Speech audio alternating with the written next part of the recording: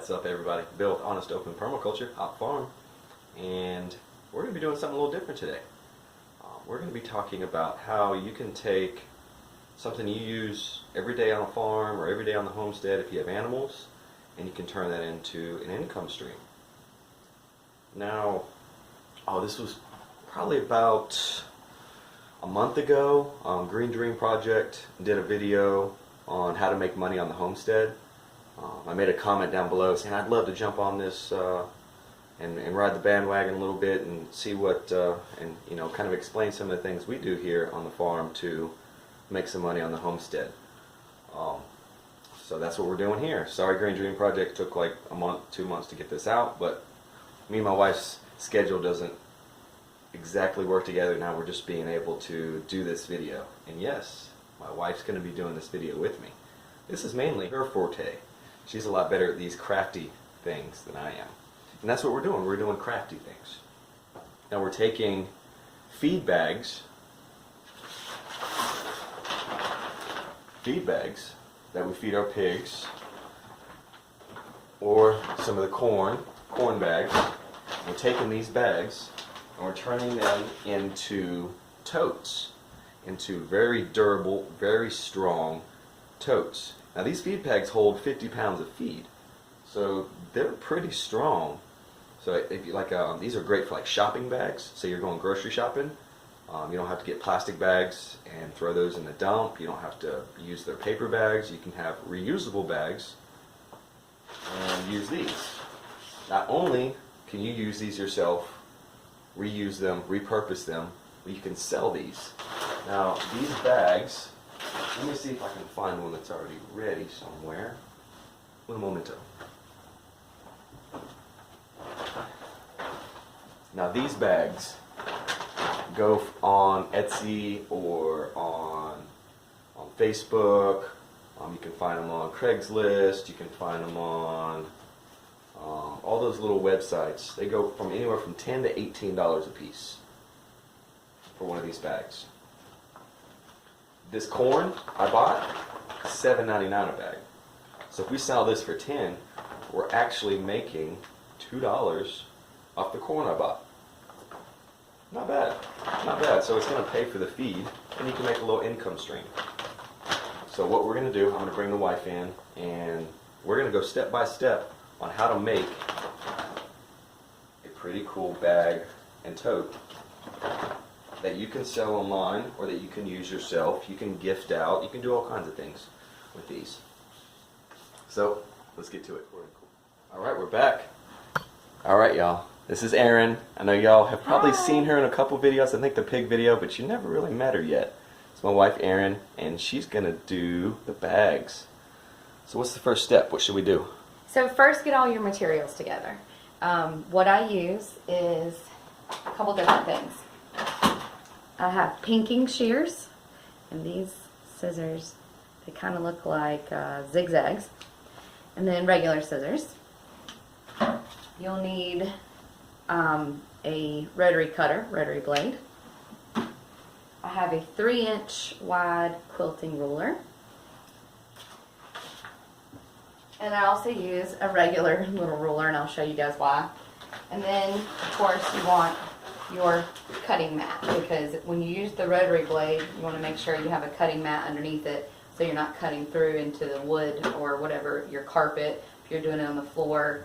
Definitely don't want to mess up your surfaces, that's for sure. So the first thing you need is your bag.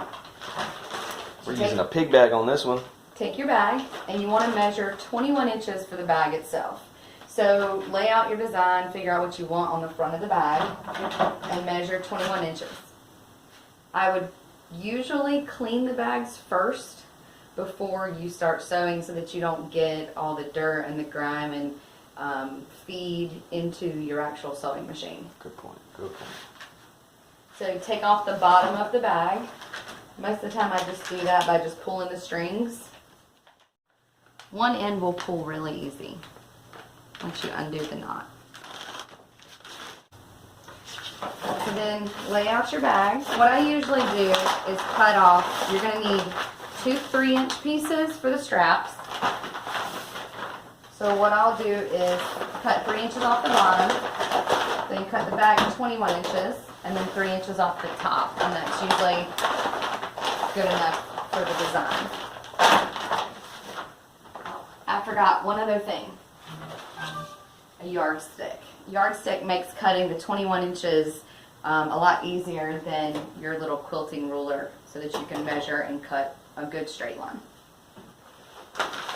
See all these things she's got? I had no idea she needed all these things to make this. So you want to start with a straight edge. So I usually cut off right where the string was attached. You can see little ridges here. So I'll cut right where that is and make a straight line first, and then measure my 3 inches. So now we've started with a straight line bottom, and then we're going to measure up 3 squares, because that's 3 inches. Each little square is an inch. If you guys do a lot of sewing, these cutting mats are amazing. You're cutting now 3 inches up. Now this is going to be the strap. This is going to be one of the straps.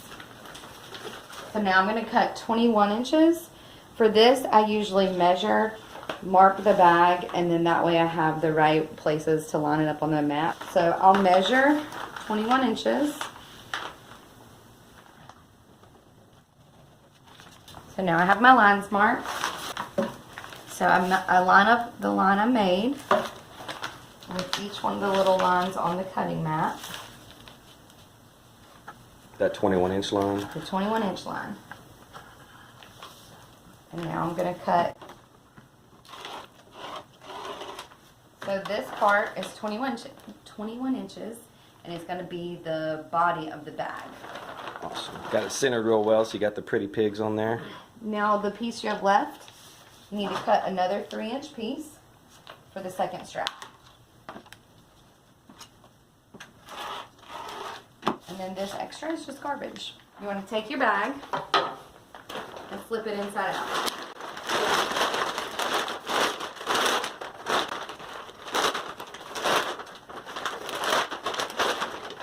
Okay, now that your bag is inside out, you can see the bag is going to lay flat by itself. So you're going to find the bottom of the bag. This is the bottom. And on your sewing machine, we're going to do a zigzag stitch. 1/2 inch from the bottom of the bag. If you know what that is, you're doing better than me already.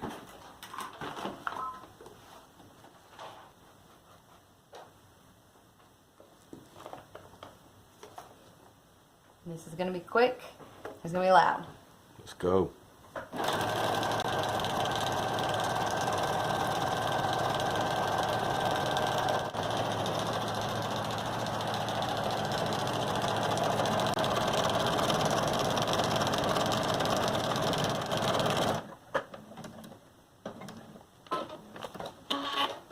I see what I call a zigzag stitch. I get it now.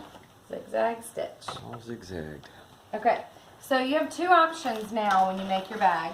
If you want your bag to stand up like this bag, you'll fold the corners one way. If you want to make it like a tote that doesn't stand up, there's another way, like this one, where you can fold the corners, and I'll show you. If you want to do one that's a tote like this that doesn't stand up by itself, it's easier to make than the ones that do. So you'll take your bag as it is, and you'll measure 4 inches this way and do a diagonal and sew that together. So for a rounded corner, you come in 4 inches and sew diagonally. 4 inches from the bottom, 4 inches from the top, sew that together, and then you've got the rounded corners.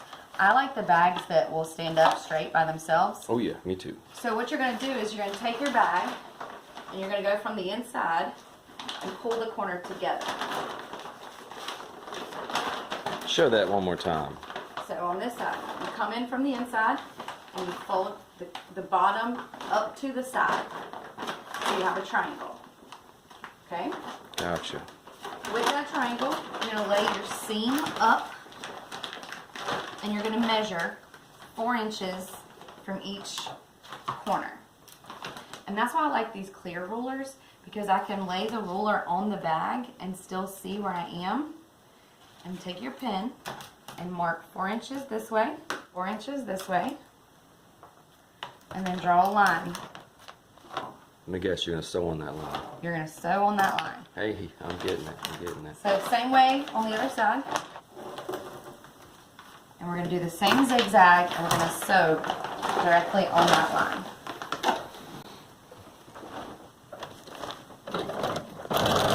Zigzag. Now technically, guys, that is the only cost that's accrued here, is that thread right there. The thread, the needle, and of course the machine to do it, but and your time.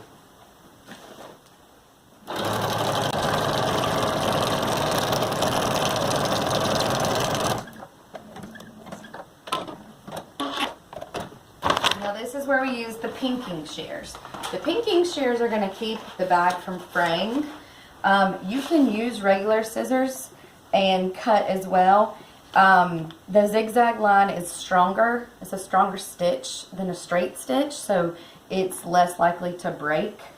So you'll just take your pinking shears and cut along your seam on each side.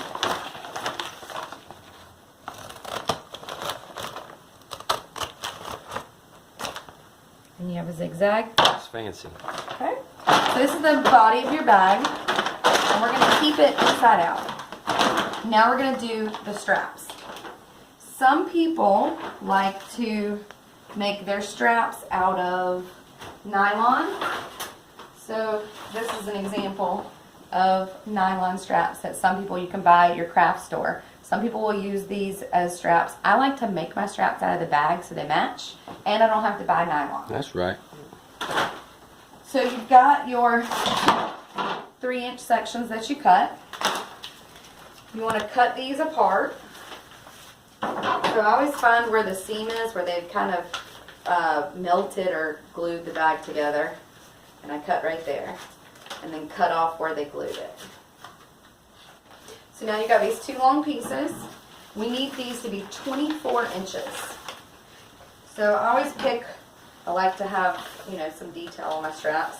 So I will take these 2 pieces, put them on my cutting mat, and cut 21 inches. I usually will cut off a little bit on the edge, cut off the UPC label. If you guys want to leave that on there for some detail, you can. But I will typically just cut it off. I use my little ruler here. Start with a straight line. Okay, so I have a straight line. Now I'm going to measure 24 inches. Luckily, this mat goes exactly 24 inches, so I will line it up with this edge.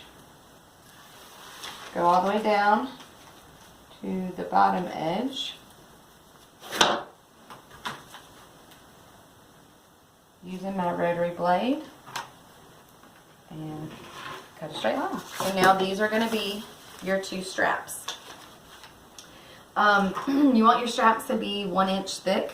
So the reason we do 3 inches is we fold these over twice. We do a triple fold.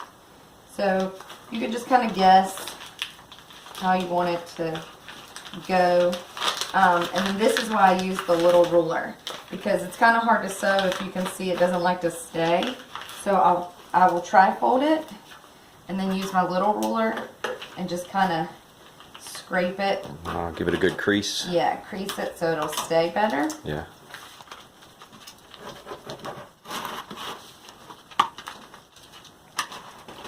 Alright, and that one is ready to sew. And then we'll do the other one the exact same way. So now you're going to take your strap. We're going to do the same zigzag. I always start with the piece that's sticking up. So that side first. You're going to do probably like 1/8 of an inch. I do right inside my 1/4 inch mark on my sewing machine. So it's probably right at 1/8 of an inch. And just do your zigzag from all the way down from start to finish with your strap.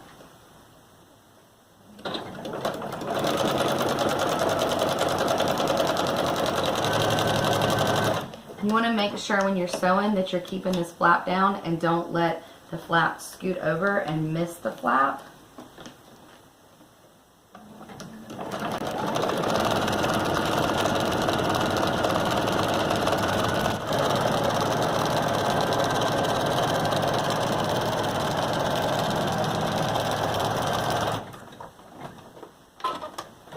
Now you're going to do the exact same thing on the other side.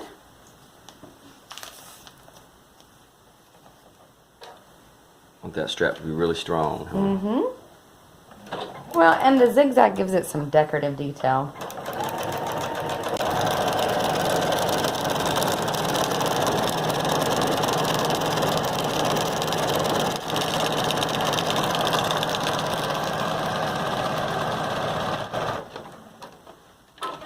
I didn't know he was going to show my feet. Good thing I painted my toenails.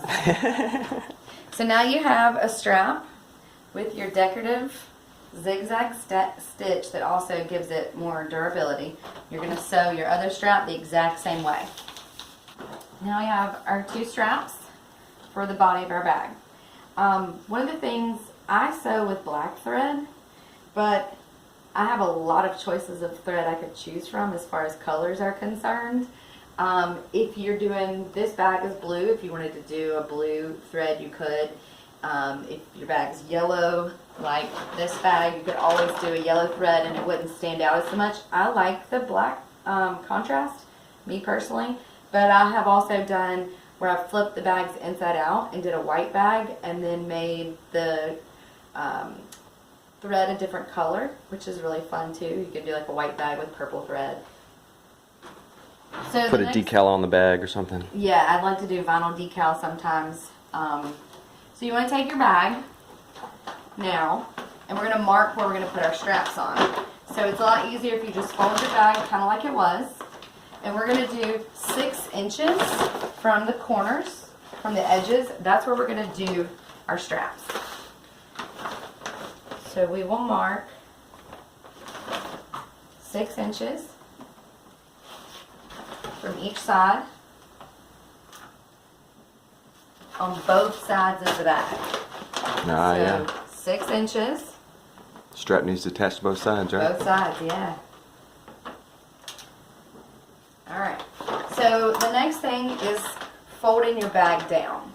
I do mine in 1 inch increments. You can do it in whatever increment you want, but I think a 1 inch band along the top it looks good. So basically, Folding it down. You mean like, to like make the edge stronger? The inch? well, you want to fold it down twice so that you don't have fraying of the top of the bag. Ah. So, and it gives you this nice clean look along the top of the bag. Ah, I see, I Okay. see. So what I always do is mark from the bag, the top of the bag down 2 inches on each side. So that's as far as you want to fold down. Right. And what that does is when I'm folding it down, it gives me a place to fold to. So if you've got this mark here for 1 inch, you want to, or 2 inches, I'm sorry, you measure 2 inches so that when you fold, you've got a 1 inch fold. Gotcha. So you want to go around your bag, fold down to your line. And then as you pull it, it kind of just folds itself. These bags are really sturdy. And then I use my ruler and give it a little crease. And doing it inside out like that, it makes sure the the design is on the outside. So if you'd, I guess if you'd had it turned around and then folded it, it'd be white around the edge, wouldn't it? White around the edge, yeah. It wouldn't give you the same look. Right, right. So then you want to fold it again. And now that you've folded it once, you have your guide. So fold it a second time. And do your crease. The crease just makes it a lot easier to sew when you have your crease. Now when you folded it, if you didn't mark your bag far enough down like I did, for your straps, you might have to remeasure for your straps. So 6 inches from the edge on each side. Now the straps are the hardest part to me to making the whole bag. It does take a little bit of practice. Like making the strap, like the last step you just did, or adding it onto the bag? So this next step is, to me, the hardest, sewing the strap on. Oh, gotcha, gotcha. Because it can move on you. It can be a little tedious. So I always pull my sewing machine to the edge, and I take off this extra piece. So now I can sew and the bag go around the sewing machine. So you're going to take your strap, line your bag up on your machine. And I always start on the edge and sew towards me. But when you sew, you're going to take your strap, and you see our mark, and your strap's going to go on the inside of your mark. So you got your 6-inch mark, and then your strap goes underneath your fold. Yep. So I'm going to go ahead and start sewing, and then I'll show you guys. Again, we're doing about an 1/8 of an inch seam on the top and the bottom when we sew the strap, because we're going to have two, you can see in this bag we've got 2 lines, about an 1/8 of an inch. So you don't attach the strap by itself and then sew the top, so it's all sewn together. It's all sewn together, which is Gotcha. what can make it a little tedious, and you might need a little bit of practice. So you're going to start an 1/8 of an inch from the bottom with your crisscross.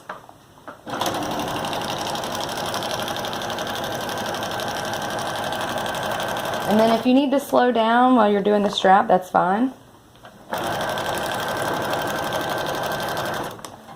So we've done our first row on our strap. So now our strap is sewn down once. It's going to be sewn down twice. So it's going to be good and sturdy. So we're going to continue on. We're going to take our strap, bend it around, and tuck it back into our other 6-inch mark. Again, on the inside of the mark.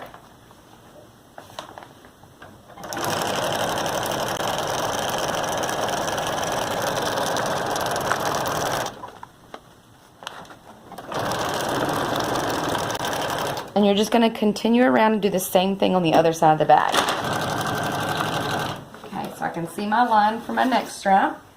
So I'm going to put my strap under. Remember the inside of your mark.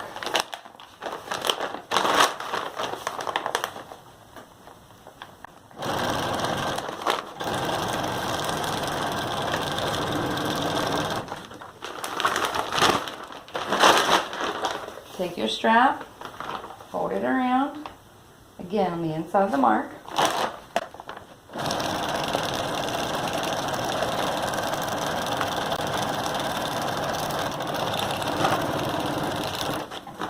And then you're going to sew back to where you started.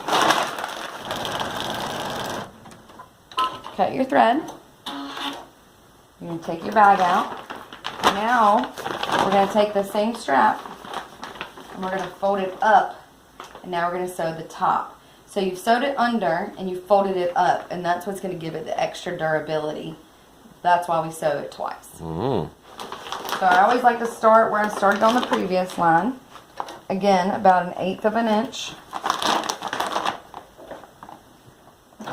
Yeah, I can definitely see flipping the strap over like that and then re-sewing it gives it a lot of extra strength to be able to hold all those watermelons you're going to be carrying from the store. Yeah.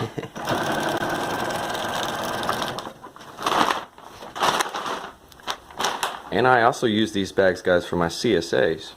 I will deliver my community-supported agriculture in these bags. So when you get a delivery from me at Hop Farm and with some produce, it'll be in one of these bags.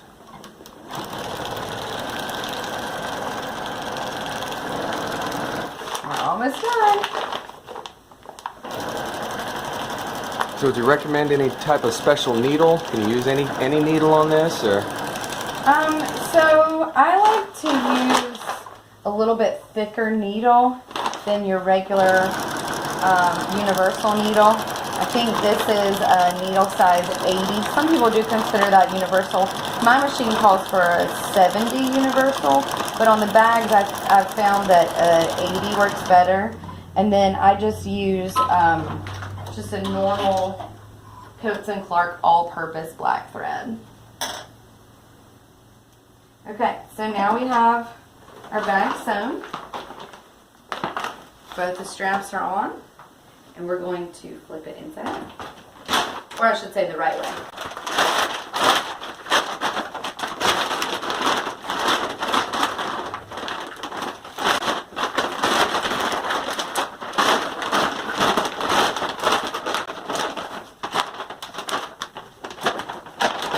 And now you have your big bag. Look how pretty that thing is. Another cool reason I like to use the feed bags when I go grocery shopping is, I know you guys buy meats at the grocery store and sometimes they leak, and these bags are just so easy just to wipe out with like a Clorox wipe and not have to worry about the cloth ones where it absorbs different things and having to throw them in the wash machine. These just wipe clean really easy. Cool. So start to finish, nice little feed bag. Let's see the side view. Let's see what you got on the side there.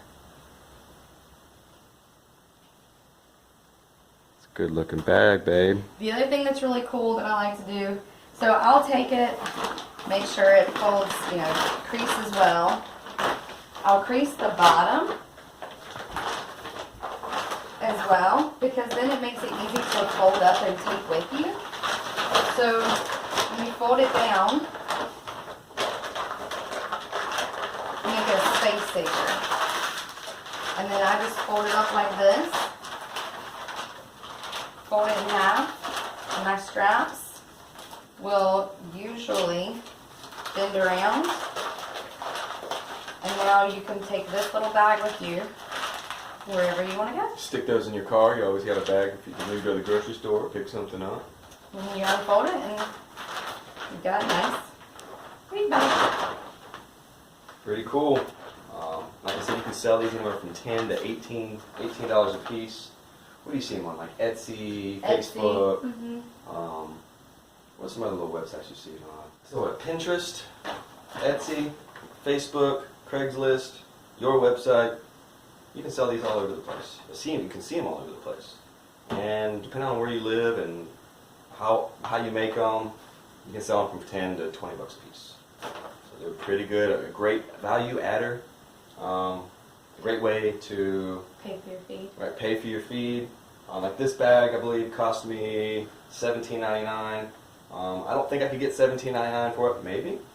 But you pretty much pay for your feed. But like a corn bag, this cost me $7.99. I can definitely get 10 bucks, 10 to 12 bucks for this, and it paid for the corn. It's pretty cool. The feed bags are fun to make. The next thing I'm going to try to make, you guys can see, is a duffel bag. So I bought this pattern and we're going to try to make a duffel bag and see how that goes. Cool. Stay posted for that video. She also makes things like little wallets. I've seen her make, like chapstick holders. They can put on your keychain. Like a little clutch. I have like a little clutch purse. Yep. You can use this material to make all kinds of little stuff, y'all. So I hope you liked it. I hope you enjoyed it. I hope you learned something. Make sure, go ahead and grab your feed bags, save them all summer long, and during the winter when you have nothing to do, make you a buttload of feed bags and go and sell them or use them. So of course, make sure you guys like, subscribe, and share this with your friends.